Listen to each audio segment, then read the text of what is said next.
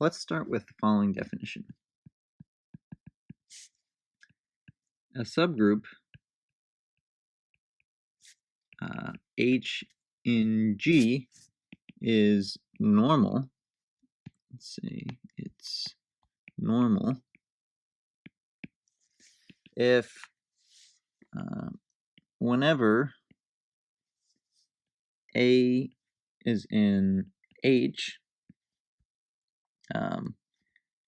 G inverse is in H for any G in the group G. So the definition of a normal subgroup has to do with this conjugation operation, multiplying by G, and then applying A, then multiplying by G inverse. So this conjugation operation, and what's interesting is we're not just doing conjugating by things that are in the subgroup H, but we can also conjugate by anything in G, and it's still going to end up in H. So that's what so normal subgroup. It's somehow it's a more powerful subgroup. It's a stronger notion of being a subgroup.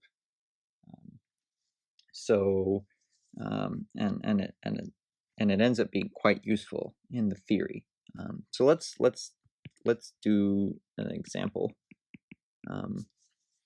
So let's take the group G is going to be S3, right? So we'll write down 1 x squared y x squared y, where x is going to be rotation and y is going to be a reflection. So let's consider we can consider two different subgroups. So let's consider the subgroup generated by x, and let's ask ourselves, is this normal?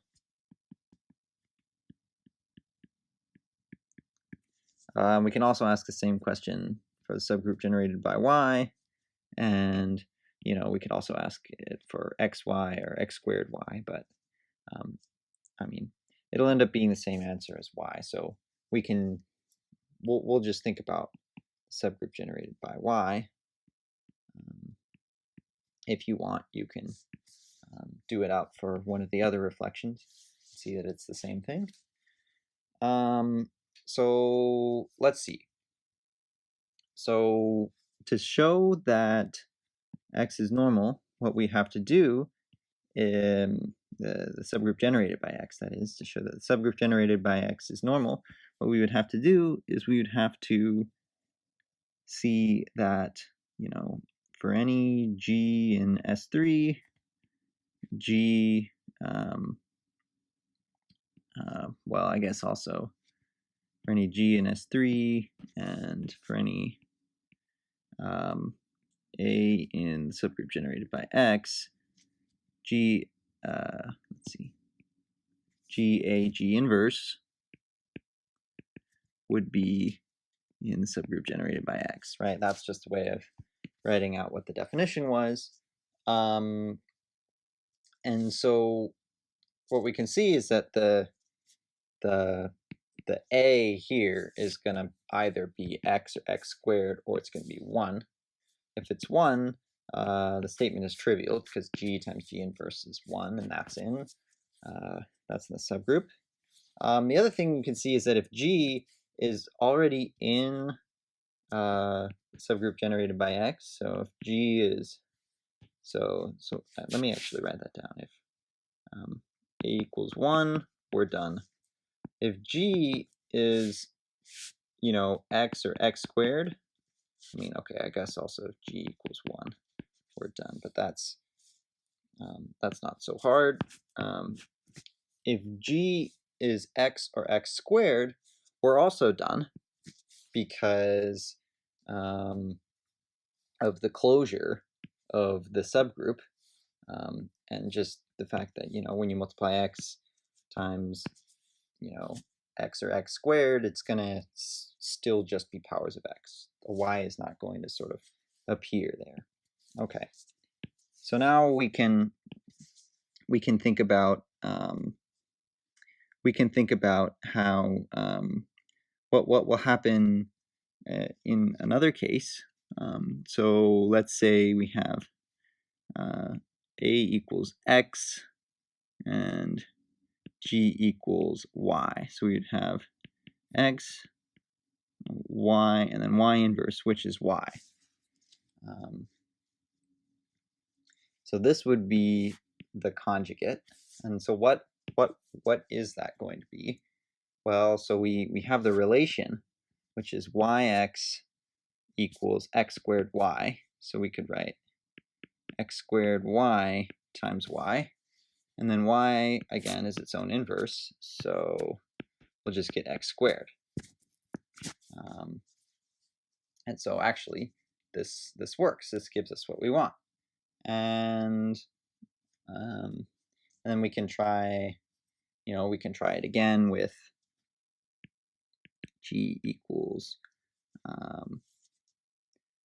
yx, say, or xy.